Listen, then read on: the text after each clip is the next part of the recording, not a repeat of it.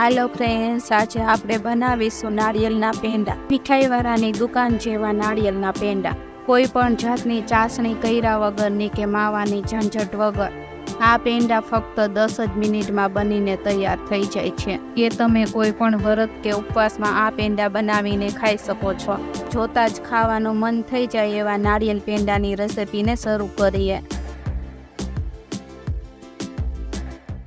અહીંયા મેં 1 વાટકો ટોપરાનું ખમણ લીધું છે। પલાળવા માટે મેં અહીંયા અડધો વાટકો દૂધ લીધું છે।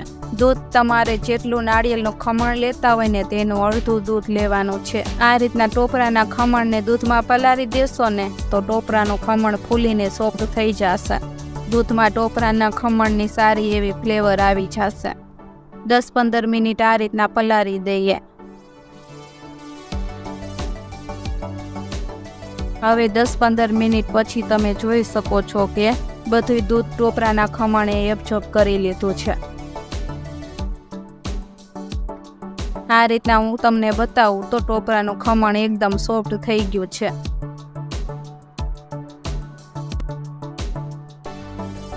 એક ચમચી પેનમાં ઘી ઉમેરી દઈએ। બહુ જ ઓછા ઘીમાં આ પેંડા બનીને તૈયાર થઈ જાય છે। ઘી ગરમ થાય પછી તેમાં પેંડાનો મિક્સર તૈયાર કર્યું તેને ઉમેરી દઈશું। તો અહીંયા તમે જોઈ શકો છો કે મેં બધું પેંડાનો મિક્સર ઉમેરી દીધું છે। હવે બધું સારી રીતના મિક્સ કરી લઈએ।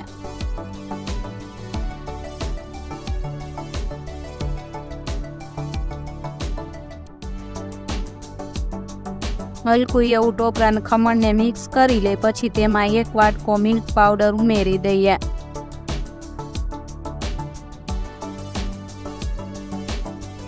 હવે તેને સારી રીતના મિક્સ કરી લઈએ।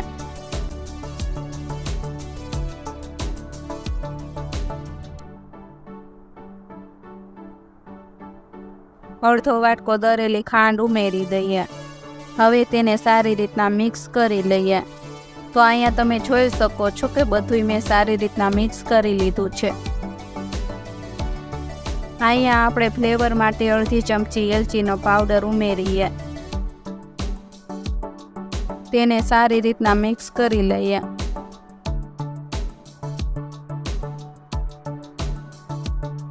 અહીંયા તમે જોઈ શકો છો કે સરસ રીતના મેં એલચી પાવડર મિક્સ કરી લીધો છે।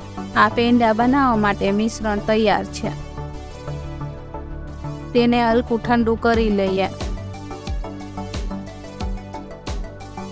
અહીંયા મેં પેંડાને ગાર્નિશ કરવા માટે પિસ્તા, ચેરી અને ટોપરાનું ખમણ લીધું છે। મિશ્રણ ઠંડુ થઈ ગયું છે, તેમાંથી થોડું મિશ્રણ લઈને પેંડા વારી લેશું।